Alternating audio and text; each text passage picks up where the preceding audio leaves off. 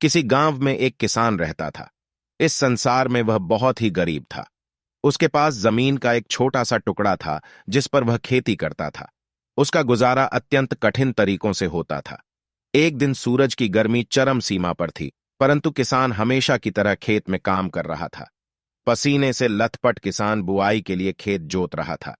इसी बीच खेत में खुदाई करते समय जमीन से एक बड़ा सा लकड़ी का बक्सा मिला। किसान ने सावधानी से बक्से को निकाला।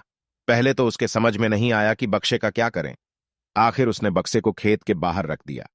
उसे साफ करके जो रोटियां वह घर से लाया था वह बक्से में रख दी और अपने काम में जुट गया। दोपहर को जब वह खाने के लिए रोटियां निकलने के लिए बक्से के पास गया तो हैरान रह गया। उसमें रोटियां ही रोटियां भरी हुई थीं। तब किसान को पता चला कि वह जादुई बक्सा था। उसमें जो भी चीज डालो उसका 80 गुना होकर बाहर आता।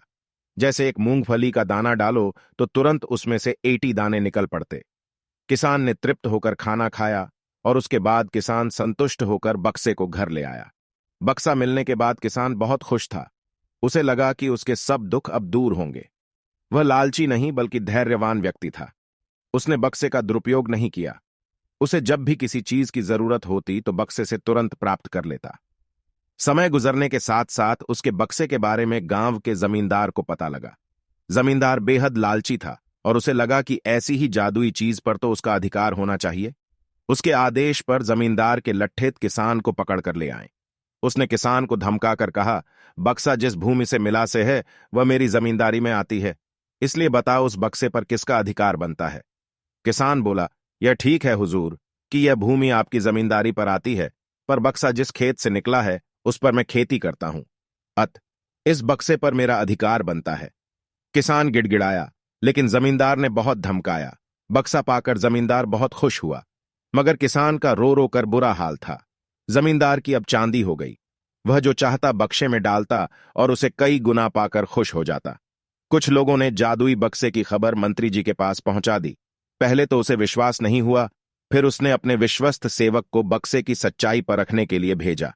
वहां जो उसने बक्से का जो जादू देखा तो वह मंत्री के पास जाकर सारी सच्चाई बता दी। मंत्री ने जमींदार को बुलाया, फिर उसे डराते हुए कहा, हमें पता चला है कि तुम्हारे पास एक जादुई बक्सा है, उसे तुरंत हमारे हवाले कर दो। इसी जादुई बक्से को हाथ से निकलते हुए देखकर जमींदार की हालात खराब होने लगी। उसने मंत्री जी से बहुत विनती की पर मंत्री नहीं माना। बक्सा पाकर मंत्री मतवाला हो गया। विरोधियों को यह अच्छा मौका मिल गया। उन्होंने बक्से के साथ साथ मंत्री के निकम्मेपन की खबर भी राजा तक पहुंचा दी। बक्से की बात सुनकर राजा अधीर हो उठा। वह अपने सेनापति के साथ मंत्री के घर जा पहुंचा। उसने कहा, देश की सारी जमीन राजा की होती है, इसलिए जादुई बक्से पर भी उसी का हक है। मंत्री ने बिना देरी किए बक्सा राजा को दे दिया। जादुई बक्से को पाकर राजा प्रसन्न हो गया। सबसे पहले राजा ने जादुई बक्से की मदद से अपनी खजाने की वृद्धि की। फिर राजा को उस बक्से की सुरक्षा को लेकर चिंता हुई। राजा हर कीमत पर उस बक्से को अपने साथ रखना चाहता था। राजा ने सोचा कि इसका रहस्य झांत करना चाहिए कि आखिर इस बक्से में है क्या।